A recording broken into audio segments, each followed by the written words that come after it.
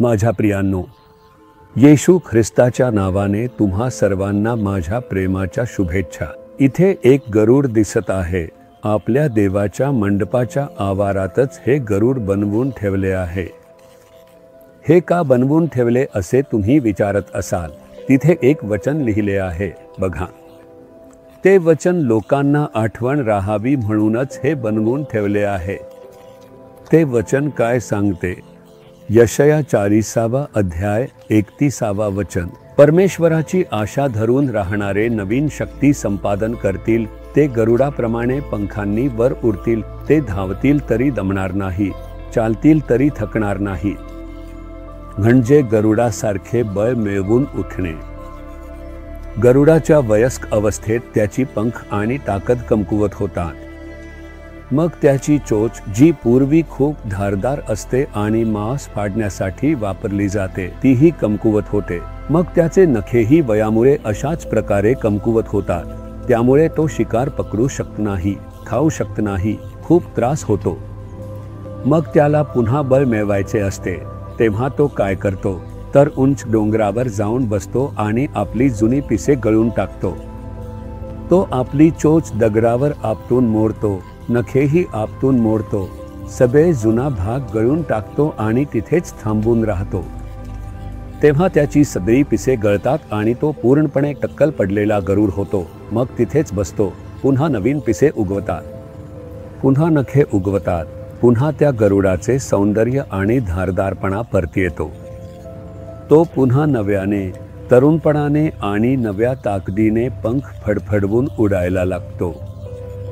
म्हणूनच परमेश्वराचे वचन सांगते की तुम्हीही गरुडासारखे नवी ताकद मिळवून पंख फडफडवत उभे राहा। त्यासाठी काय मार्ग आहे? प्रभूची वाट पाहावी लागते। जसे गरुड स्वतःला एकटे करून घेते, ते उंच ठिकाणी जाऊन बसते आणि तिथे जुनी गोष्ट गळून पडून नवीन येण्यासाठी ते वाट पाहते, तसेच आपल्यालाही प्रभूच्या चरणी वाट पाहावी लागते। आपण स्वतःला एकटे करून प्रभूसोबत बसून बोलायला लागतो, तेव्हा नको असलेल्या सगळ्या गोष्टी आपल्यातून गळून टाकणारा देव तोच आहे। प्रभू, मला राग येतोय, वाईट इच्छा येते, चिडचिड होते, अशा सगळ्या गोष्टी आहेत असे कबूल केल्यावर त्या सगळ्या गोष्टी आपल्यापासून दूर करतो। नवीन स्वभाव, प्रेम, नम्रता, शांती, ममता हे सगळे नवीन फळ पवित्र आत्मा आपल्यात निर्माण करतो आणि आपल्याला एक नवीन माणूस, सामर्थ्यवान व्यक्ती बनवतो।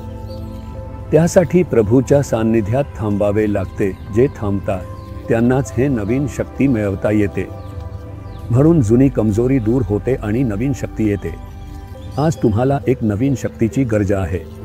तुम्ही तुमची कमजोरी जाणवताय का? ती शारीरिक नाही तर तुमच्या आत्मिक जीवनात तुम्ही कमकुवत आहात। पूर्वी प्रार्थना करता येत नाही, पूर्वी वचन लक्षात ठेवता येत नाही, पूर्वीसारखे सेवाही करता येत नाही, पूर्वीसारखे चर्चमध्ये उत्साहाने जात नाही। आता कर्तव्य म्हणून किंवा नावासाठी जाताय। मनात कंटाळा, बदल जाणवतोय, कमकुवत झाला।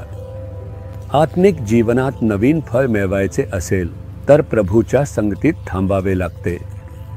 आपण दररोज पहाटे उठून प्रार्थना करून शक्ती मिळवले असेल तर तसेच पुढे चालू ठेवू शकतो। पण जर तुम्ही हे सगळे सोडून कमकुवत झालात तर किमान एक दिवस पूर्णपणे प्रभूसाठी वेगळा काढा आणि त्याच्या प्रतीक्षेत राहा। काही तास वचनाचे ध्यान करून प्रार्थना करा। लगेचच एक नवीन शक्ती मिळेल, सगळा थकवा नाहीसा होईल आणि कमकुवती दूर होईल।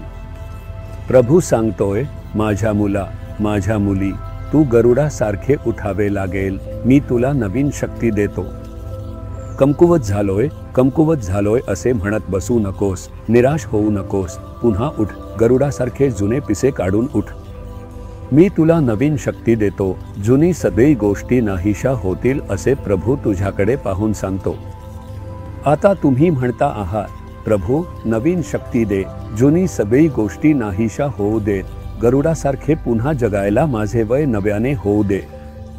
अशा प्रकारचे शक्ती, तरुण वयासारखे शक्ती, कृपा या मुलाला दे, या मुलीला दे, प्रत्येकाला दे। येशू ख्रिस्ताच्या नावाने प्रार्थना करतो. आमेन, आमेन.